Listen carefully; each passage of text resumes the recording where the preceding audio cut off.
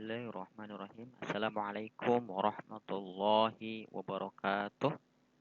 Alhamdulillahirrahmanirrahim.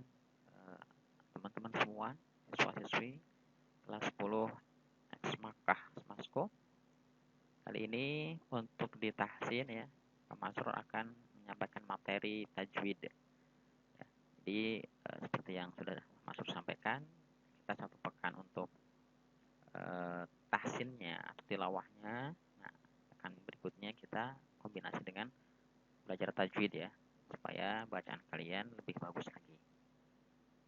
Baik, nah untuk hari ini Pemasur akan menyampaikan materi terkait dengan idgham ya. Satu bahasan di tajwid itu idgham. Nah, idgham ini ada yang berada di hukum ya, nun mati dan tanwin atau nun sukun dan tanwin, juga ada di hukum mim sukun.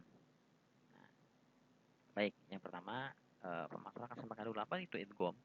Jadi idgham itu secara bahasa yang berarti meleburkan atau memasukkan ya. Artinya apa? Jadi memasukkan huruf yang satu, yang pertama, ke huruf yang kedua, gitu, atau huruf berikutnya.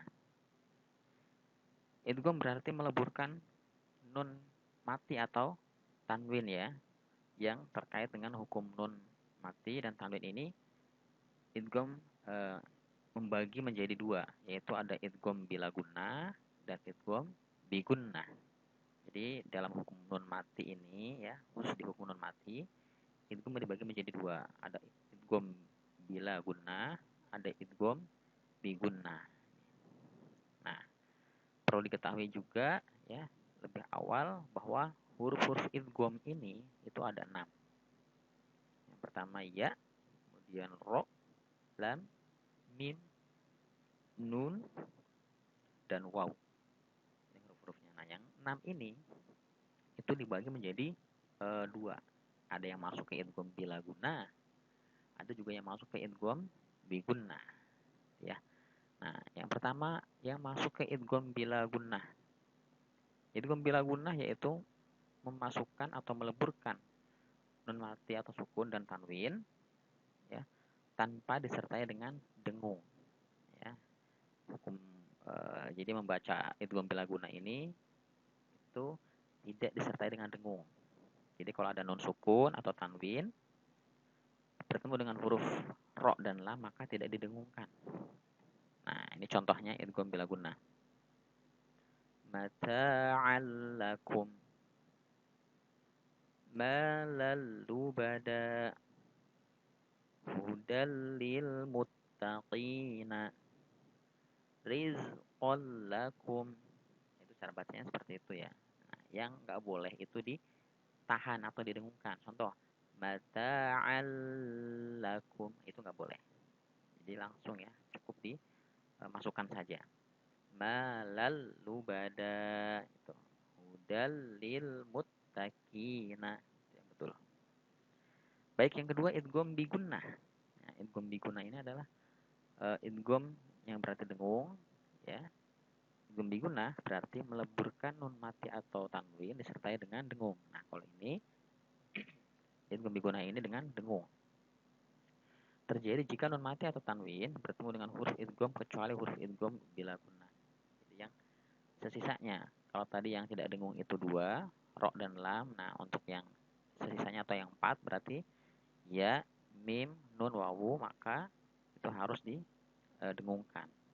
Contoh, wa may yaf'al. Nah, ini hukum idgham bi gunnah ya. Nun ini huruf nun sukun, ya-nya huruf idgham bi gunnah, maka didengungkan ya, yang warna merah ini. Cirinya dengan cara menahan dulu ya, menggunakan wa may yaf'al. Yang kedua contohnya, nun sukun bertemu dengan ya, wa may yudlillahu. Nah, ini sama ya, nun sukun bertemu dengan ya, didengungkan. May yaqulu. Contoh yang ketiga, contoh keempat, wa man nu'am Nyirhu. Nah, ini nun sukun bertemu dengan nun. Juga termasuk idgham bigunnah. Ya.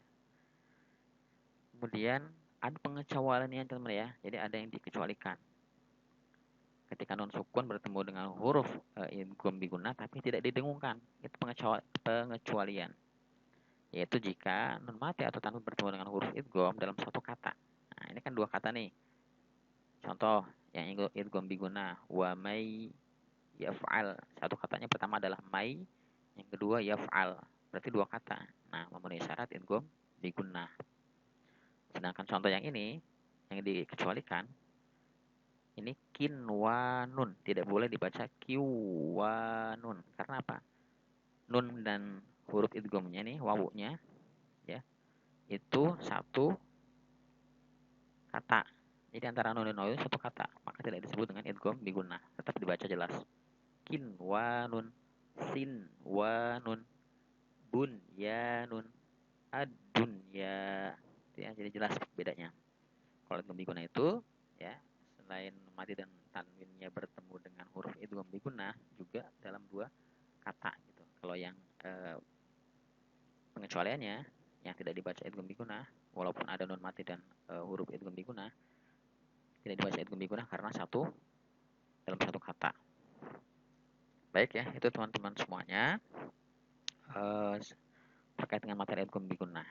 Nah, selanjutnya kita akan masuk ke materi yang kedua ya, idgham mislain. Nah, ini berada di hukum mim mati atau mim sukun bertemu dengan huruf mim. Ya, jadi idgham mislain ialah idgham yang terjadi apabila mim mati bertemu dengan huruf mim. Nah, idgham mislain ini memiliki beberapa nama. Nama lain idgham mislain adalah idgham mislain, idgham syafawi, ya, idgham mimi. Nah, ini penyebutannya aja. Pada hakikatnya adalah sama ya hukumnya. Cara membaca idgham mislain adalah dengan cara menyuarakan suara mim rangkap atau double ya, atau ditasydidkan dengan samar-samar dengan panjang dua harokat. Contoh idgham syafawi atau idgham mislain atau idgham mimi diantaranya mislahum ma'ahum. Nah, mim sukun bertemu dengan mim. Ini harus ditahan dulu gitu, ditasydidkan. Diidghamkan. Yang kedua, ajrahum marratain fi qulubihim maradun wa in kuntum marda. Ya, teman-teman. Contoh dari idgham mimi atau idgham syafawi atau idgham mislain. Yaitu materi kita hari ini ya teman-teman semua. Yang tadi pertama ada idgham bigunnah, ya ada idgham bilaguna, dan yang ketiga ini ada idgham mislain. Untuk idgham bigunnah bilaguna masuk pada hukum mim mati dan tanwin, sedangkan untuk idgham mislain ini atau idgham mim atau idgham syafawi masuk ke hukum mim sukun ya dalam ilmu tajwidnya. Baik teman-teman semua, itu untuk materinya. Kurang lebihnya mohon maaf. Ya, dari Pak Masrur. Nanti silakan ditanyakan bila boleh di Google Classroom maupun di grup WA ya terkait dengan materi ini. Assalamualaikum warahmatullahi wabarakatuh.